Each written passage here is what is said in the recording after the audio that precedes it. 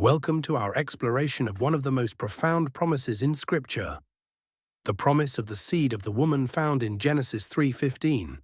This verse not only marks the beginning of humanity's hope, but also sets the stage for the ultimate victory of the Messiah over Satan and his offspring.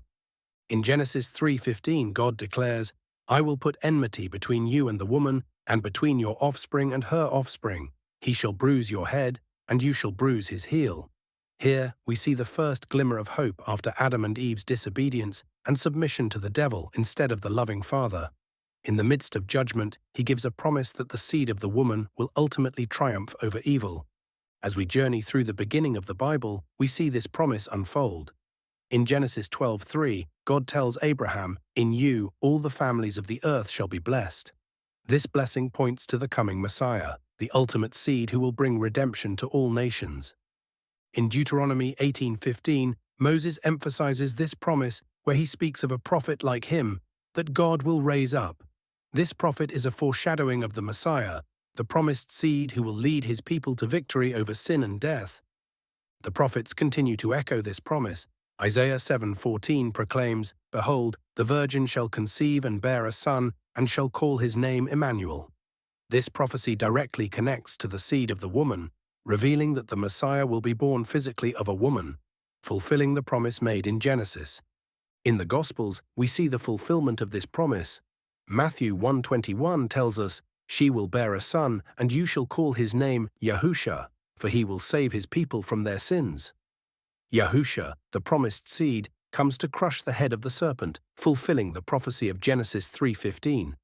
The Apostle Paul reinforces this theme in Romans 16:20, stating, "The God of peace will soon crush Satan under your feet." Here we see the victory of the Messiah, the seed of promise extending to all believers as we share in his triumph over evil. Additionally, in Galatians 3:16, Paul writes, "Now the promises were made to Abraham and to his offspring." It does not say, "and to offsprings," referring to many, but referring to one, "and to your offspring," who is Messiah. This connection emphasizes that Yahusha is the singular fulfillment of the promise made to Abraham, linking him directly to the seed of the woman in Genesis. Through faith in Messiah, we are empowered to overcome, just as the promised seed has triumphed. In Revelation, we see the culmination of this promise. Revelation 12:11 declares, "And they have conquered him by the blood of the Lamb, and by the word of their testimony, for they loved not their lives even unto death." The offspring of the woman, empowered by the seed, are victorious over the dragon and the beast, overcoming through their faith and obedience. In the end, the seed of the woman not only points to the Messiah, but also empowers all of her offspring to be presented as his glorious and unblemished bride. As Revelation 19:7 proclaims, "Let us rejoice and exult and give him the glory, for the marriage of the Lamb has come, and his bride has made herself ready."